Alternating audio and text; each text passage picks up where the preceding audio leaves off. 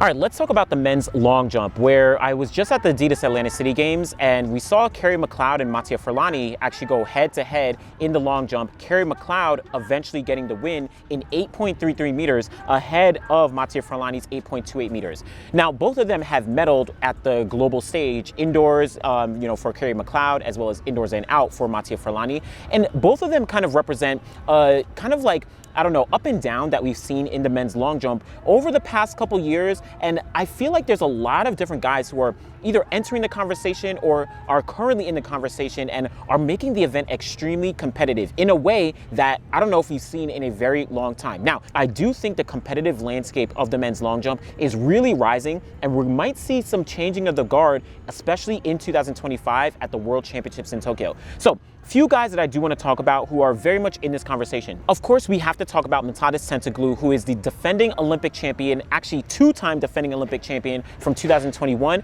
and 2024, having won the long jump on both occasions, as well as having won the World Championships in 2023 as well. On top of that, he's a double world indoor gold medalist from 2022 as well as 2024. Miltiadis Tentoglou is easily the most dominant long jumper of this current generation of athletes. Again, the most dominant, winning pretty much every single gold medal possible outside of 2022 when he got the silver medal in Eugene. He also has a personal best of 8.65 meters, which also makes him one of the farthest jumpers in this generation. Even though in 2025 he hasn't looked as great yet, where especially indoors he hasn't been able to jump very well relative to his competition. He questionable in terms of his sponsorship situation. Was previously sponsored by Adidas. Not sure of his status right now in terms of, shoe sponsor, but he is still relatively young. We're talking about 27 years old. He, of course, represents Greece. He is not someone that you can look over, even if some of the younger generation is starting to come up. But talking about that younger generation, Wayne Pinnock from Jamaica is arguably the second best jumper right now when talking about the landscape of things. It's arguable with the next guy who I'll talk about, but representing Jamaica, he's been able to get a silver medal in 2023 at the World Championships, 2024 at the Olympic Games, and now this year in 2025 at the World Indoor Championships. Personal best for Wayne of 8.54 meters, which makes him one of the farther jumpers in this current generation of athletes right now, which I'll talk about in a second. And easily one of the most motivated guys coming out of the NCAA when he competed for the University of Arkansas. He went on to get all these different silver medals, and I feel like Wayne is really hungry for a gold medal. He doesn't want to keep remaining in that second place spot. He doesn't want to keep going home with those silver medals. He wants to get on top of the podium and show that he is one of the best right now. He is currently only 24 years old, so he still has a lot of time to be able to continue to develop, to continue to get better, and to continue to even get farther and higher up on that podium. But this year, he did get the silver medal indoors at World Championships to the one and only Mattia Furlani, representing Italy. He's the youngest of kind of the current generation of top jumpers right now at only 20 years old. He just turned 20 at the top of 2025. And in the past couple years, he's been able to win a silver medal in 2024 at the World Indoor Champs and a gold medal at the 2025 World Indoor Championships. Add to that, he got a bronze medal at the Olympic Games last year behind Miltiadis Tentoglou and behind Wayne Pinnock. That clearly shows that Mattia Furlani is not to be played with. Personal best of 8.38 meters, so still a little bit ways to go in terms of the 8.4s, the 8.5s, 8.6 that some of the other guys are jumping. But like I said, he's still 20 years old. He already has a World Indoor Gold medal, and if his trajectory is any indication of what he might be capable of, I am very much looking to see Mattia Furlani potentially get on top of that podium. Now, like I've mentioned with Tentoglou, with Pinnock, and some of the other guys I'll mention in a second, it is not easy, but I feel like he has a lot of momentum right now, and he might not be able to be stopped if he starts to go on a run of gold medals.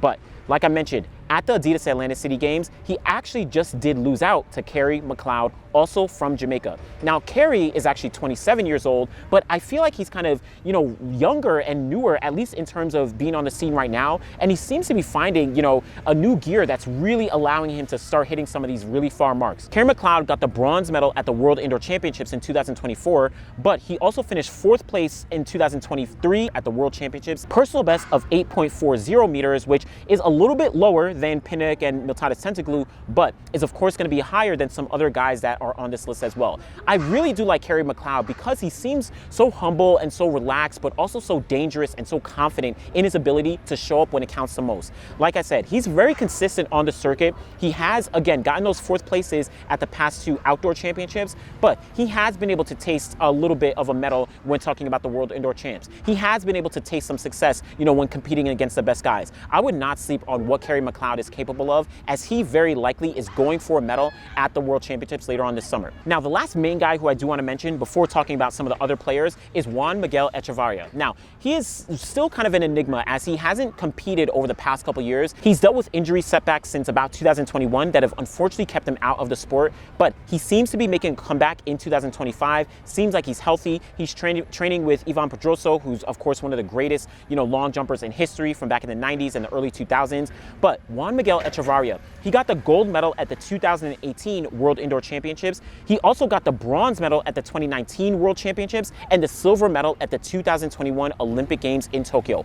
Personal best of 8.68 meters, which is extremely far, and he's jumped a windy 8.83 meters, very slightly windy all the way back in 2018. One of the farthest jumps in history, all conditions. Juan Miguel Echevarria, he's only 26 years old, so he's still, is actually younger than Tentoglou and Carey McLeod, but still has a lot of potential and a lot more to go if he's able to get healthy. I think he's arguably one of the more dangerous long jumpers just because he hasn't been around for so many years, as this generation has kind of been progressing. So if he's able to get back on the track, if he's able to get back on the runway and get healthy, he might be able to jump 8.9 meters. Now, let me not predict that, but I do think that he has a lot of talent that hasn't really been shown yet. Now, along with all these guys who I just mentioned, there's a ton of other guys who are very much in the conversation. You're talking about Tajay Gale from Jamaica, you have Michael Masso from Cuba, you have Simon Ehammer from Switzerland, you have Wang Jiang, you have Liam Addock, you have Tobias Montler, Marquis Dendy. These are all guys who have won medals over the past 4 to 5 years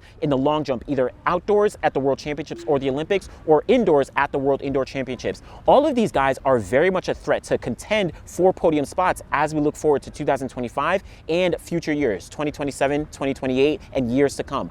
But add to that some other guys who haven't gotten on the podium yet, but are still very much in that conversation. You have Jeswin Alden and Sri Shankar, both from India, who have been really on the rise and getting a lot more consistent when talking about the jumps. Check out the triple jump video that I did where I shouted out some of the Indian jumpers. You also have someone like Javon Harrison, who competes in both the high jump and the long jump, made the Olympics in 2021 in both events and did very well. He's starting to get back into the long jump. He also could be in that conversation. And there's a ton of other guys who I, of course, haven't mentioned, but it just speaks to how the long jump is really extremely competitive right now. And if anyone is caught slipping, you may not keep that gold medal. You may not keep that silver or that bronze medal. Someone who hasn't gotten on the podium yet might actually steal your spot when it comes to the top 3. And just to end off when talking about the marks right now, as I said, I'm not looking to the 80s or the 90s where those guys were jumping extremely far, relatively consistently year in, year out. Right now, we're seeing most guys kind of in the 8.3 to 8.4 meter range when talking about the long jump. You do have a few guys like a Miltiadis Tentoglou, a Wayne Pinnock, as well as Juan Miguel Echevarria. They've been the only ones to surpass 8.50 meters or farther,